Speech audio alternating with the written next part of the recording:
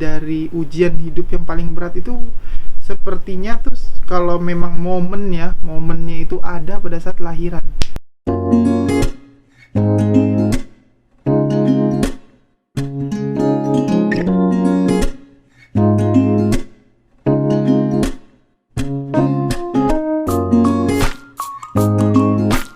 Thinking, speaking, feeling, acting, flip talk, the truth. Halo, assalamualaikum. Balik lagi nih setelah 2 minggu ya, pulang dari rumah sakit udah 2 minggu nih. Belum ya? Seminggu lebih ya. Baru nih, ini hari apa? Hari Selasa. Selasa. Jumat kemarin seminggu ya. Berarti baru 10 hari ya. Ya sekitar 10 hari. Bagaimana emang luka operasinya bagaimana rasanya? Jujur Li, aku merasa jauh banget. Ini udah membaik ya Pak. Sangat membaik ya. Beda banget sama rasanya pas awal pulang. Ada insiden ya Pak. Baru pulang sampai rumah, sorenya aku merasakan tidak nyaman di bagian belikat ya Pak, sampai sesak napas. Nggak tahu itu kayaknya salah posisi tidur deh pas di rumah sakit. Jadi emang udah lama banget aku tuh nggak tidur miring yang posisi lama gitu kan.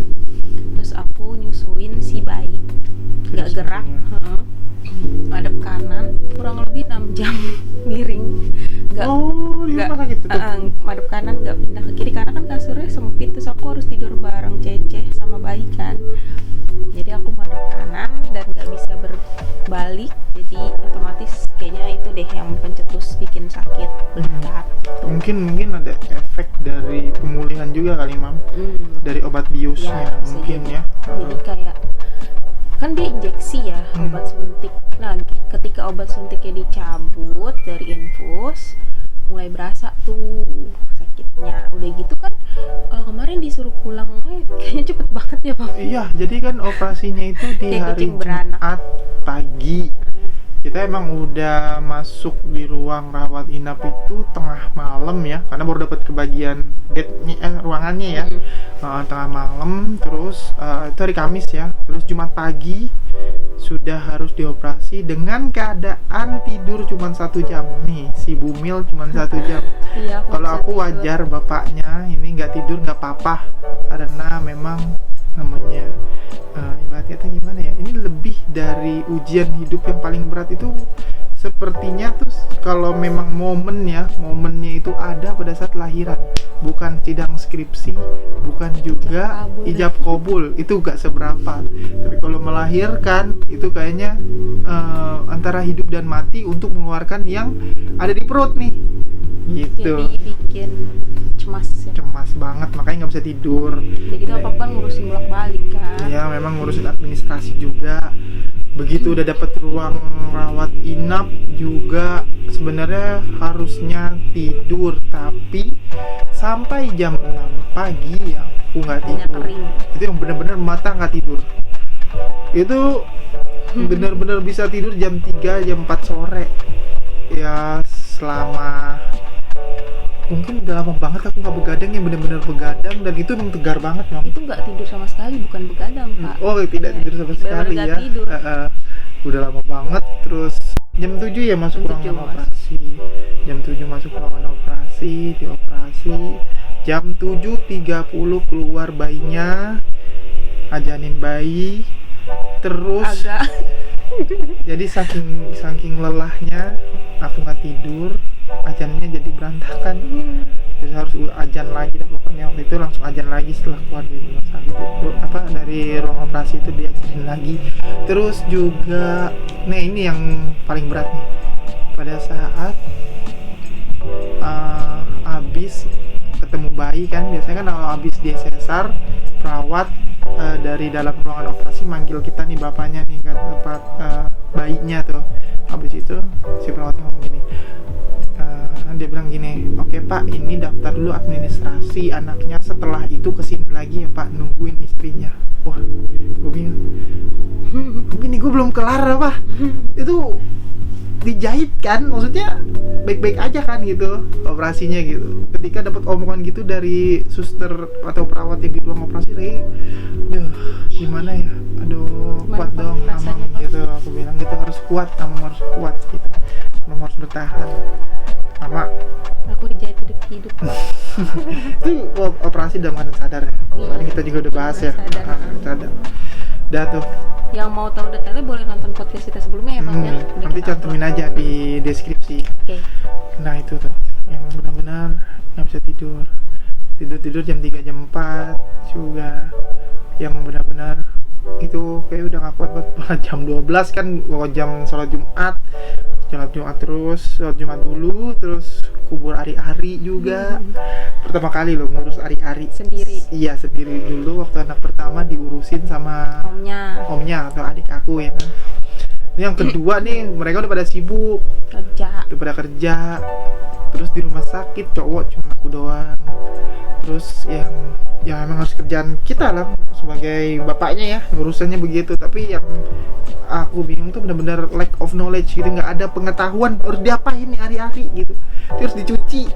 Untung di situ waktu ada Mama Nenda ya, ada Nendanya, kita tanya gimana. Sambil sembari googling juga, terus ternyata harus dicuci dulu, terus dikafanin, terus ditaruh di kendi. Dah, alhamdulillah lancar semua. Tapi gimana ya, namanya itu kan jeroan manusia gitu, kayak ya Allah, cuma bisa doa dong ya Allah, lindungilah hari-hari ini gimana semestinya supaya tidak ada hal-hal gaib yang tidak diinginkan gitu pastinya ya. Kalau ada yang punya pengalaman boleh share juga Iya, ya. share tentang hari-hari, bener ada sangkut pautnya dengan hal yang gaib apa enggak gitu, kalau kita asal-asalan dan tidak syariat dalam menguburnya ya. Terus pulang ya kan tuh, ternyata nih Amam pulang dari rumah sakit kemarin setelah kita podcast di rumah sakit. Sakitan guys. Kesakitan, bukan Sakitnya main. gimana ya, Pak? Sakitnya bukan main ya. Bisa dibilang ini puncaknya gitu.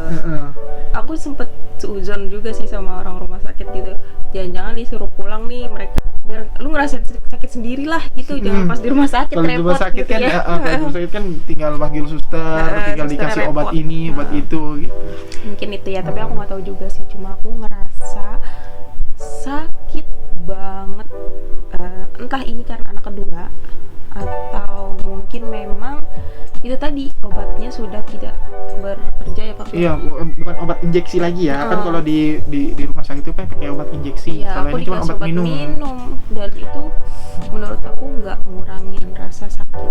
Jadi aku hari pertama pulang harus nyusuin bayi kan ya, tetap nggak boleh putus ASI. Jadi begadang tuh cuma tidur sekitar 2 jam kali ya Pap ya. Setelah pulang dari rumah sakit itu ya.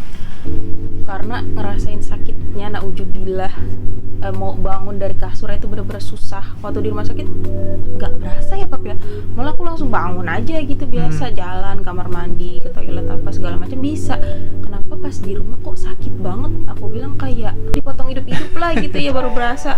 Ya, efek obat biusnya udah mulai recovery, terus juga efek dari obat injeksi jadi benar-benar mau nggak ada, hilang ya. Jadi cuma obat minum doang. Nah, alhamdulillahnya sih pas aku bangun, anak aku dan suami aku udah nggak ada, mereka pindah ke sebelah dan aku panik, nih mana nih, pada kemana nih orang nih. Ternyata apalagi membersihkan tulang ikan gabus sambil jagain bayi. Nah ini juga nih konon katanya kalau kita makan ikan gabus itu mempercepat ya Pak luka operasi. Untuk penyembuhan yang dalamnya, bagian dalamnya. Sama putih telur ya? Iya, sama putih telur juga tuh bagus. Nah aku bangun, ternyata mereka udah di sebelah, anaknya udah mandi, udah dijemur. Aku bangun tinggal makan ya kan. Kurang apa lagi cuy? Terus selanjutnya nih Mam, itu ngerasain nyeri di rumah itu 3-4 hari ya? Ya 3-4 hari juga. Tapi aku ngerasa nggak terus-terusan gitu. Enggak ya, jadi intensitasnya tuh hilang timbul ya? Ya, hilang timbul dan nggak, sakitnya tuh nggak intens Pap. Jadi berkurang ya, tiap harinya ada ada apa sih, penurunan gitu dari ambang sakitnya. Jadi ya namanya juga di belek ya begitulah ya pasti ya, maksudnya sisanya itu loh. Terus aku juga sempat agak worry juga nih di bagian sesaran itu ada memar ya Pap ya. Memar. Dan ternyata katanya sih wajar itu bekas alat gitu. Kalau ada yang punya pengalaman juga kayak Iya. aku boleh sharingnya, bener Coba kasih gak tahu ya sih? di komen buat teman-teman yang pernah dioperasi sesar, terus di bagian Atas tempat jahitan atas ya? dan bawah jahitan itu ada luka memar kayak keunguan gitu. Coba di share aja. Tapi nggak sakit. Nggak sakit ya, cuman berwarna doang. Iya. Kalau kata dokter itu bekas alat. Nah memang reaksi tubuh manusia beda-beda, ada yang nggak ada bekas, ada yang berbekas. Yang waktu anak pertama sebenarnya nggak ada Nggak kita. ada. Makanya sempet panik juga. Ini anak Tapi kedua malah ada gitu. pas apa pegang, sakit nggak? Apa bilang gitu kan? Aku bilang nggak sakit sih, cuma warnanya tuh bikin serem aja ya Pap ya, karena lebam banget gitu, kayak mesti tonjok lah gitu istilahnya. Nah, ini ada lagi kendala setelah beberapa hari kita pulang dari rumah sakit. Pertama tadi tentang nyeri pasca operasi ya. Kedua adalah anaknya padahal ASI-nya Full. terus-terusan full. Tapi pas dicek nih waktunya kontrol ke dokter, kontrol 1 mingguan ya ke dokter anak, ternyata pas dicek darahnya bilirubinnya 14. Di ambang Bukan diambang sih, hitungannya batas ya. di Kayak tengah-tengah tengah, gitu. Jadi antara tinggi Dan atau rendah. Jadi dokter memutuskan apakah dengan bilirubin 14 ini harus dirawat atau tidak gitu. Karena pengalaman di anak pertama kita pernah dirawat terapi ultraviolet ya, terapi di UV sinar di biru. sinar. Itu bayi anak pertama Ceceh itu baru 10 hari langsung masuk terapi UV, Inkubator. masuk inkubator. Dan itu sedih banget ya Sedih Pap. banget. Kita nggak mau ngulangin lagi. Yang kedua juga ada rasa-rasa kayak ngeri juga gitu, kayak bakal waduh gak dirawat lagi gimana nih si Megumi gitu. Waduh gimana, kita khawatir, worry. Ternyata kata dokternya masih di ambang batas dan tetap harus dikontrol, susunya dibanyakin.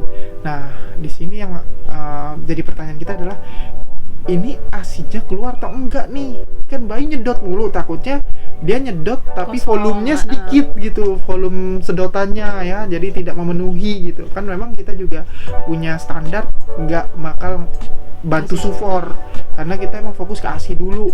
Bagaimana harus ASI, even itu baru newborn juga harus ASI gitu.